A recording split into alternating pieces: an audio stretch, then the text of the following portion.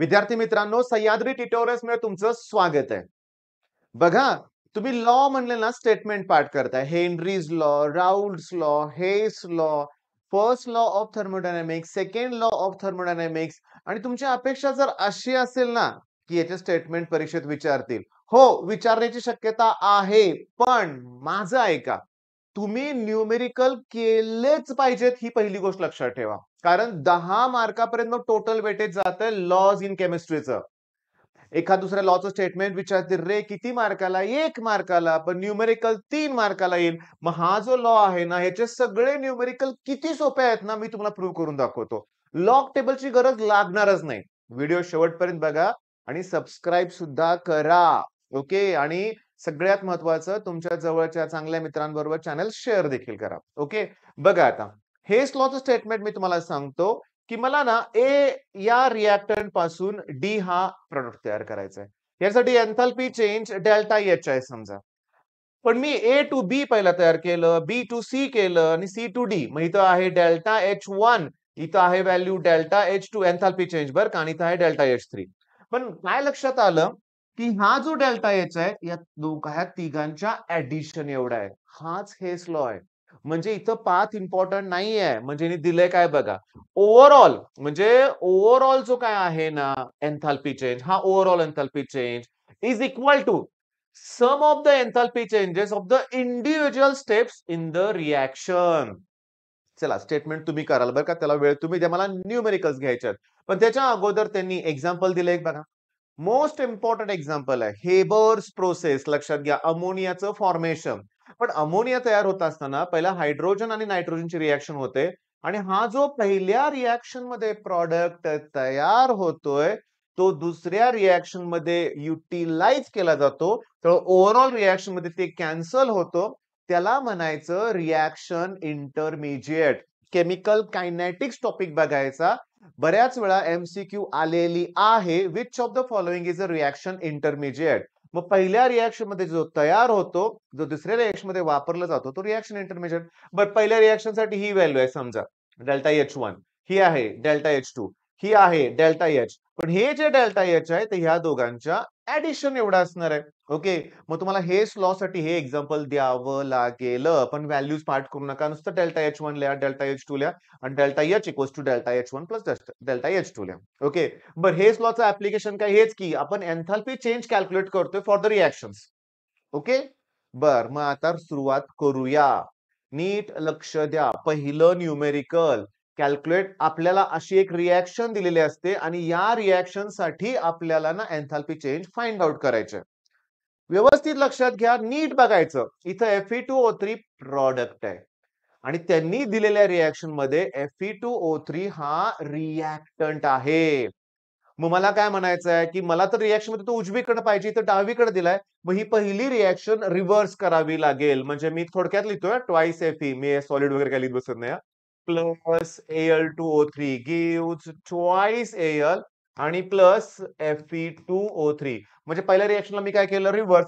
तेव्हा delta H ची जी value होती ती पॉझिटिव्ह होईल 847.6. रिएक्शन रिव्हर्स करावीच लागते हेस लॉच्या प्रत्येक ह्याच्यात. रिएक्शन रिव्हर्स केलं की डेल्टा एच ची व्हॅल्यू मायनस असेल तर प्लस करा, प्लस असेल तर मायनस करा. ओके.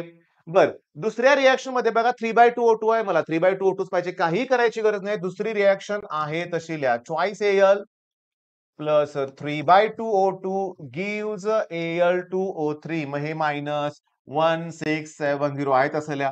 आता ओव्हरऑल रिएक्शन मध्ये बघा ट्वाइस Al ला ट्वाइस Al कॅन्सल होईल. अजून कोण कॅन्सल होतंय का? Al2O3 ला Al2O3 कॅन्सल होईल. मग इकडे कोण उरलं? ट्वाइस Fe जे तुम्हाला पाहिजे. 3/2O2 जे तुम्हाला पाहिजे. Fe2O3 पाहिजे. फक्त फायनल आन्सर मध्ये याच्यातून हे मायनस करा.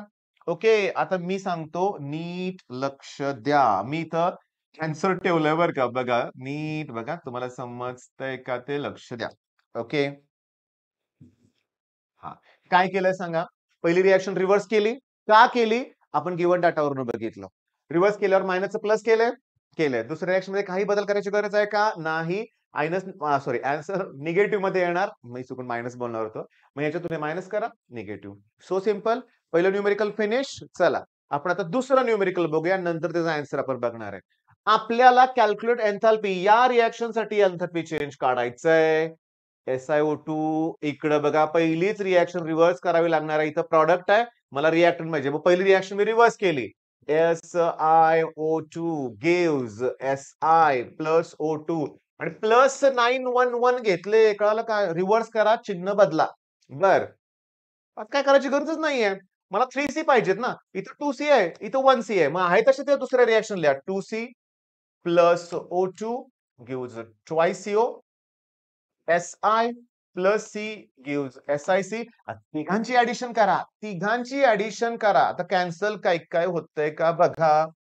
बघा, O2 ला हे O2 कॅन्सल होईल, सिलिकॉनला सिलिकॉन कॅन्सल होईल. इकडं कोण उरलंय? SiO2. हे 2C आणि 1C झाले किती? 3C. इथं 2 आहेत, ट्वाइस CO आणि SiC. बघा तेच तुम्हाला पाहिजे. पण थांबा ना, इकडं या दुसऱ्या रिएक्शन साठी व्हॅल्यू होती -221. तिसऱ्या रिएक्शन साठी व्हॅल्यू -65.3. ज्या दोघांचा साइन सेम आहे त्यांची ऍडिशन करा. 221 मध्ये 65 ऍड करा, 280 90 काहीतरी येईल. आणि मग प्लस 91 मधून ते मायनस करा, आन्सर पॉझिटिव्ह येणार. आन्सर काय येणार? पॉझिटिव्ह. आणि मग काय हे लॉ मध्ये आहे? निवांत बघायचं, गिवन डाटा दिलेला असतो, मग ठरवायचं कुठली रिएक्शन रिव्हर्स करायची. बघा, पहिली रिएक्शन रिव्हर्स करायला सांगितले त्यांनी, केली.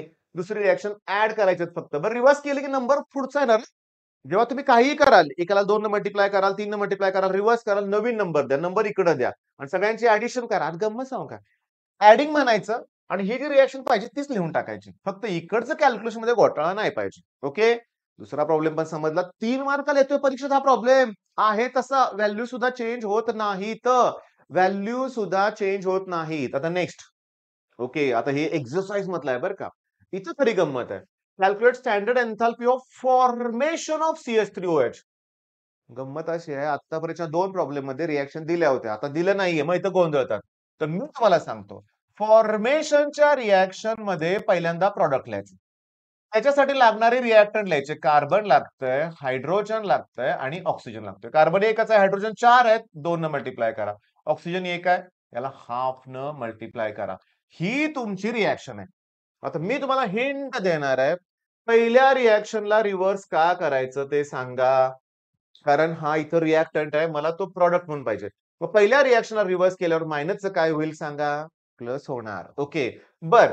कार्बन 1 पाहिजे, कार्बन 1 मिळाला, काही करायची तर गरज नाही. हायड्रोजन 2 पाहिजेत, मग मला सांगा तिसऱ्या रिएक्शनला कितीनं मल्टिप्लाय करणार मी? 2 न. मग याला 2 न मल्टिप्लाय करणार, ह्याला 2 न म्हणजे 2 ला 2 कॅन्सल, O2 येणार. ओके, बघा. त्याच्यानंतर याला 2 न मल्टिप्लाय करणार, याला सुद्धा 2 न मल्टिप्लाय करा, -286 ला. हे लक्षात घ्या. ओके, आणि मग बघा, पहिली रिएक्शन रिव्हर्स केली, चौथी रिएक्शन तयार होईल. काय? CO2 plus twice H2O gives CH3OH plus 3/2O2 आणि प्लस 726.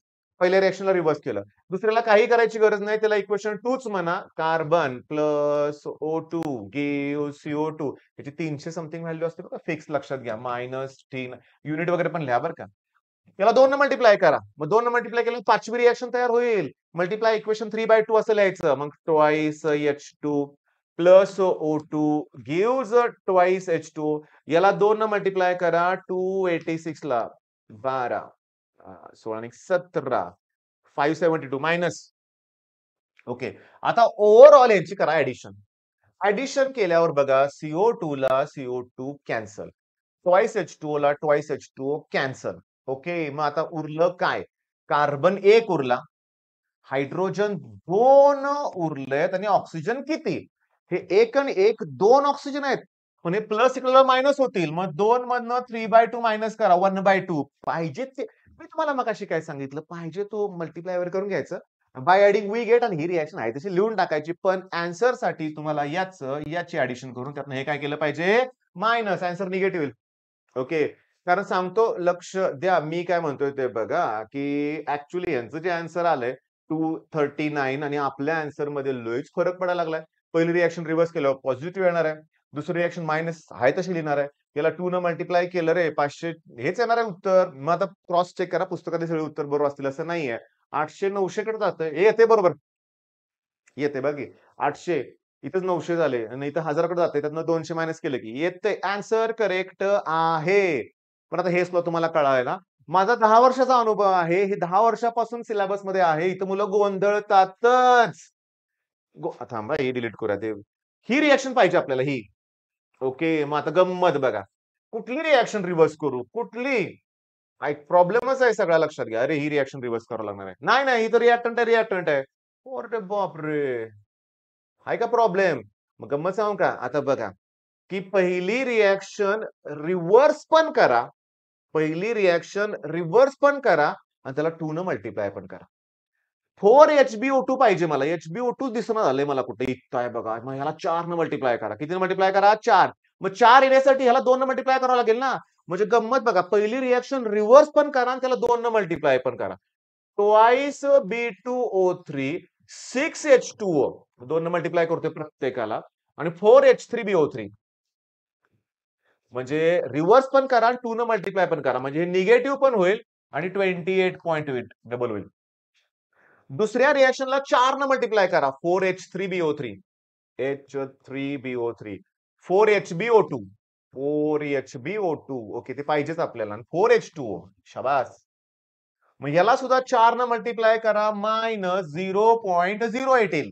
0.08 तिसरी रिएक्शन आहे तशी लिहा काही प्रॉब्लेम नाही. H2B4O7 ट्वाइस P2O3 आणि प्लस H2 त्याची व्हॅल्यू 17.3 आहे तशी लिहा. करा ओव्हरऑल रिएक्शन बघू आता. 4H3BO3 ला 4H3BO3 कॅन्सल होतील. ओके. इथं मी हे गडबड आहे यांची हां. हे P2 कुठनं आलं? हे B2 आहे लक्षात घ्या. हे B2 आहे बरं का. हे इथं B2 आहे. समजून घ्या काय पण. मग हे B2O3 ला B2O3 काय होईल? कॅन्सल होईल. मग माझ्याकडे उरलंय H2B4O7 तेच पाहिजे होतं आपल्याला. ओके. आता माझं तुमच्याकडे लक्षच नाहीये. ओके. पण कळतंय ना तुम्हाला? आता बघा हे 6 H2O आहेत आणि हे 4 आणि 1 5 H2O आहे. प्लस 5 चं मायनस 7 न 5 गेले फक्त H2O शिल्लक राहणार. तोच तुम्हाला पाहिजे होता. आणि इकडे बघा हे सगळं गेलं आणि एवढं उरलंय आणि तेच तुमचा आन्सर आहे. चला आपलं तिकडचा आन्सर बरोबर होतं का बघूया आपण. आता बघा 28.8 मध्ये मला 0.08 ऍड करावे लागतील. 8, 8, 8 एवढं आलं. पण ते निगेटिव्ह आहे. 17.3 पॉझिटिव्ह आहे म्हणजे ते मायनस करावं लागेल. 8, 5, 3, 1 म्हणजे मला मायनस 13 अरे रे रे रे! 8तनं 7 गेले की 1 11.58 मिळालं की आन्सर. डन लक्षात घ्या. हे स्लो फिनिश. काय केलं? रिव्हर्स करा, मल्टिप्लाय करा. बरं गॅरंटीनं सांगतो याच्या बाहेरचं गणित नाही येणार आलं तर. 3 मार्क फिक्स. मग असे न्यूमेरिकल सोडणार नाही मी. जिथं लॉग टेबल लागतच नाहीये. तिथं शांतपणे गणित सोडवायची गरज आहे. असे 3 मार्कचे प्रॉब्लेम घेतो ना मी तुमचे. ओके. मग आता काही ना इकडचा-तिकडचा झालेल्या पेपरचा विचार न करता हे स्लो फिनिश करा. All the best.